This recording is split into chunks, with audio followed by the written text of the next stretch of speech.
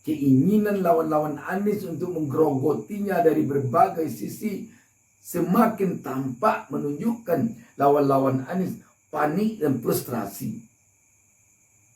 Karena di antara sekian banyak sekarang ini kontestasi politik, memang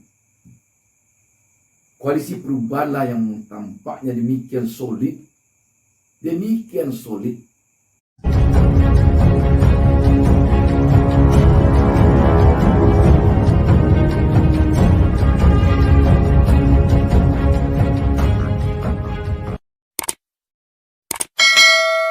Assalamualaikum warahmatullahi wabarakatuh.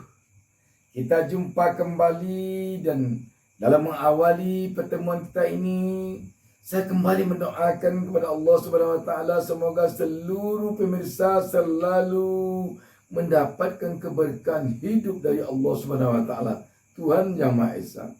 Sahabat BN, sekarang tampaknya Partai Nasdem, Partai Demokrat, dan Partai PKS yang berada dalam koalisi perubahan yang telah mendeklarasikan dukungannya kepada Anies Baswedan untuk maju sebagai bakal calon presiden tahun 2024 dan nanti akan mendaftarkan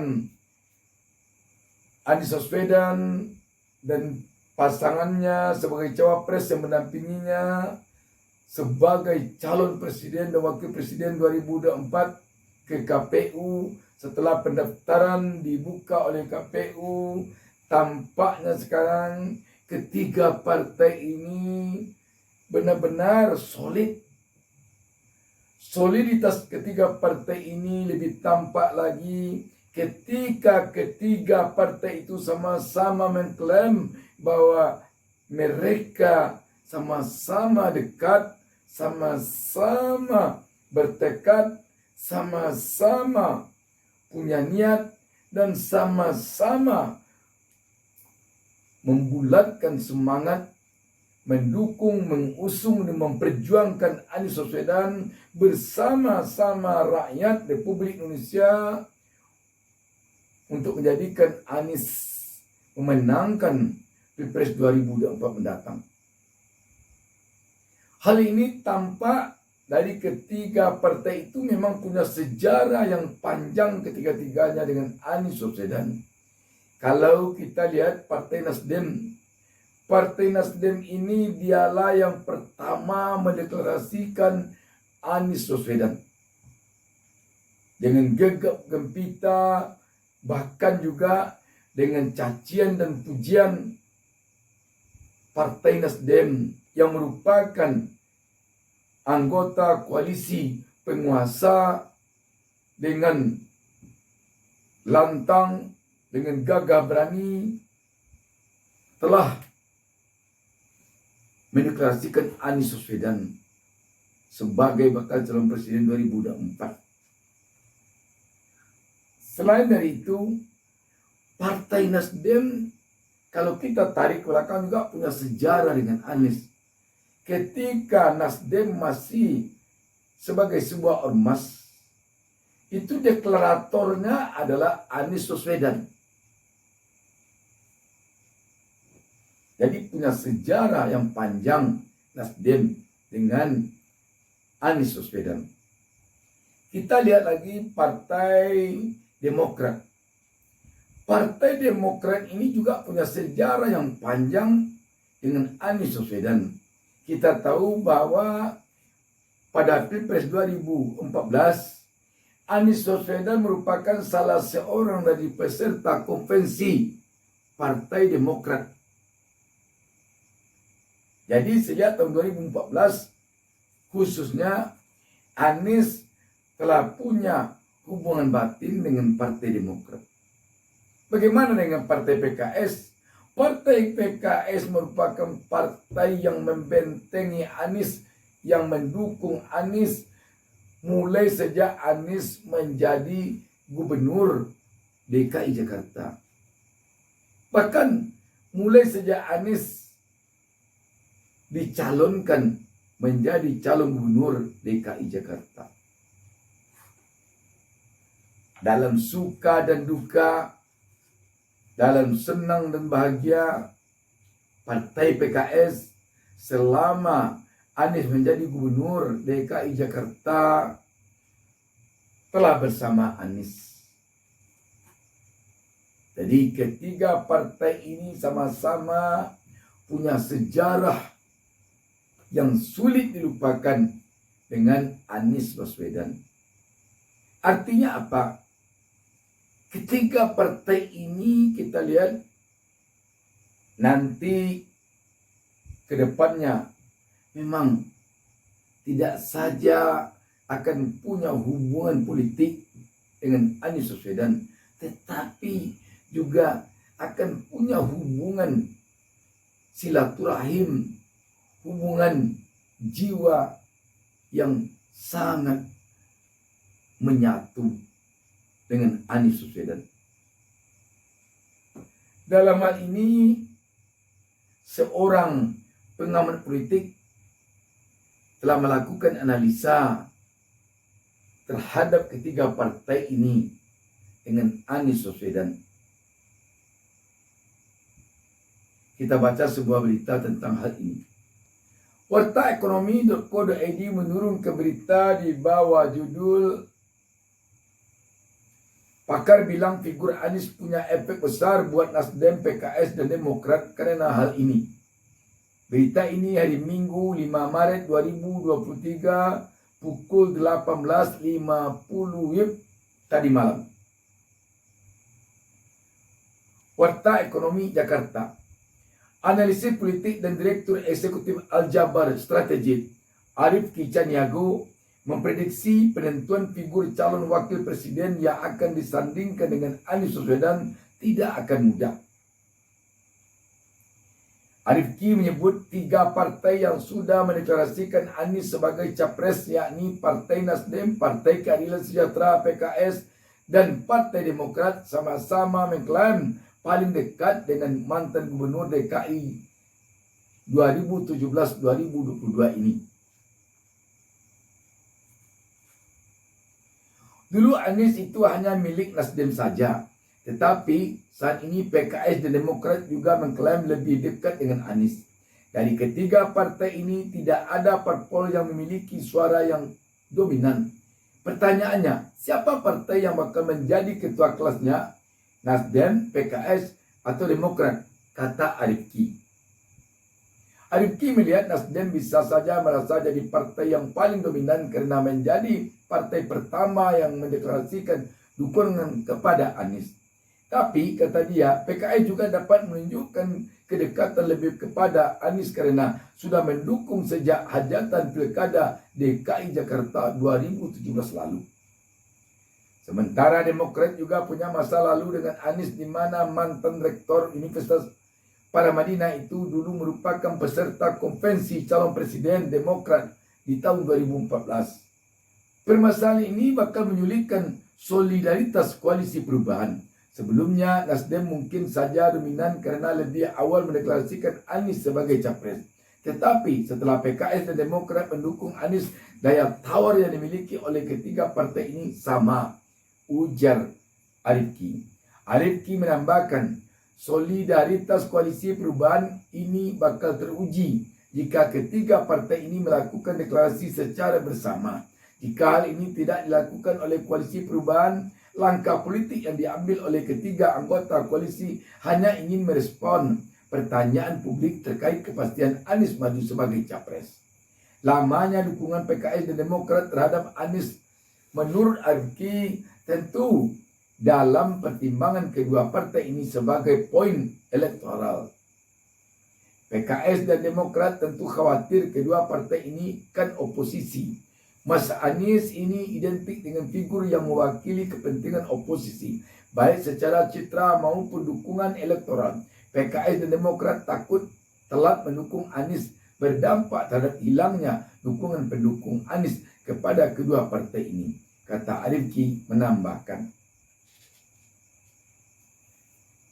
Jadi sahabat BN, tampak bahwa pada hakikatnya ketiga partai ini sekarang ini sama di dalam kedekatannya dengan Anies Baswedan.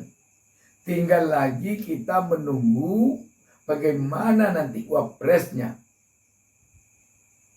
Kemanakah wapresnya, yang paling dekat ataukah sama dekat? Tentu akan sama ditunggu. Namun setidaknya ini dapat kita katakan soliditas ketiga partai ini kepada Anies memang soliditas yang sangat mumpuni, yang merupakan buhul yang hanya akan terungkai ketika nanti masa jabatan Anies, kalau dia diizinkan Allah menjadi Presiden Republik Indonesia untuk periode 2024-2029 adalah setelah berakhir masa jabatan Anies pada tahun 2029 nanti. Itu tampaknya. Setidaknya ini juga dibuktikan dengan sekarang ini seperti frustasinya sejumlah lawan Anies.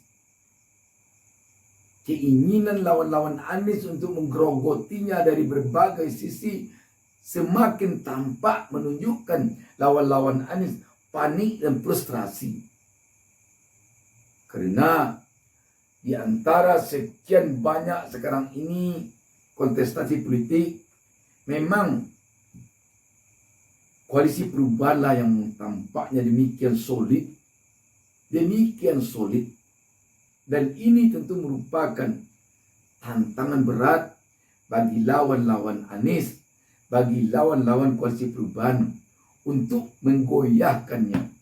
Dan soliditas partai ini tampaknya beriringan kuat dengan soliditas rakyat Republik Indonesia mendukung Anies. Kita melihat di seluruh wilayah Republik Indonesia, Anies mendapat sambutan yang antusias, mendapat sambutan yang hangat, mendapat sambutan yang bukan main bergemuruhnya dari rakyat. Bayangkan, ada rakyat yang rela memberikan foto Anies ke mobilnya tanpa dibayar, dan malah pemasangan gambar Anies di mobil mereka ketika akan menunggu kedatangan Anies ke daerahnya.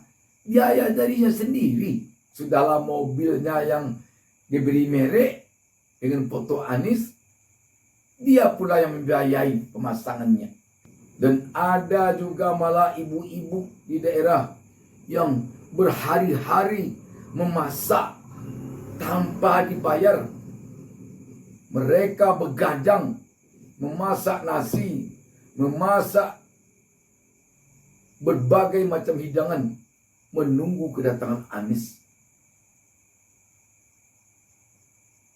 Ini tampaknya antara lain memang karena rakyat Republik Indonesia sekarang ini benar-benar ingin perubahan terjadi pada hasil Pilpres 2024 mendatang. Ini yang sangat diinginkan oleh rakyat tampaknya. Adanya perubahan. Ketika sekarang ini hanya Anieslah satu-satunya tokoh perubahan. Memang tertuju pilihan rakyat kepada Anies. Dan sudah lazim di negara manapun, pada pemilihan apapun, bahwa rakyat kecenderungannya biasanya adalah kepada perubahan. Kalau tidak ada rasanya perubahan, untuk apa digunakan pemilihan? Untuk apa? Sehingga pemilihan apapun, apakah pemilihan RT, pemilihan RW, apalagi pemilihan presiden, tentu rakyat ingin melihat ada perubahan dari hasil pemilihan tersebut. Kalau tidak ada perubahan, untuk apa diadakan pemilihan? Inilah tampaknya sekarang ini yang membuat nama Anies, sosok Anies, demikian diidamkan oleh rakyat di Republik ini.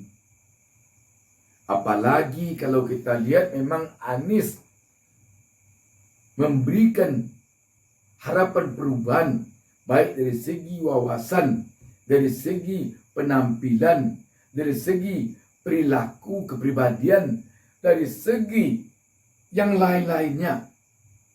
Memang memberikan harapan kepada rakyat bahwa akan terjadi perubahan nanti ketika Anies memimpin bangsa dan negara ini 5 tahun ke depan. Menghadapi hal ini, tampaknya seperti dikatakan tadi, lawan-lawan politik Anies memang tampak sekarang ini panik dan frustrasi menghadapi soliditas rakyat dan partai koalisi ini kepada Anies. Bagaimana memecahnya ini? Bagaimana? Sungguh sulit sekali kelihatannya. Berbagai isu yang dilemparkan kepada Anies, isu itu bagaikan berbalik kepada yang melemparkan isu. Mulai dari isu utang piutang antara Anies dan Sandi. Sekarang malah dengan dikait-kaitkan pula kepada Anies isu negatif tentang terjadinya kebakaran terhadap depo Pertamina Pelumpang. Rakyat malah semakin melihatnya lucu, tak masuk akal. Apakah takut bertanggung jawab yang sedang memimpin sekarang? Kok dilempar-lemparkan, kok dikait-kaitkan itu kepada Anies? Rakyat menilai lawan-lawan Anies ini sudah kehabisan bahan untuk menyudutkan Anies, untuk mengangkat isu-isu negatif tentang Anies. Sudah kehabisan bahan. Semakin Anies diserang dengan berbagai isu negatif, semakin rakyat bersimpati kepada Anies. Demikian saja, wassalamualaikum warahmatullahi wabarakatuh. Jangan lupa subscribe.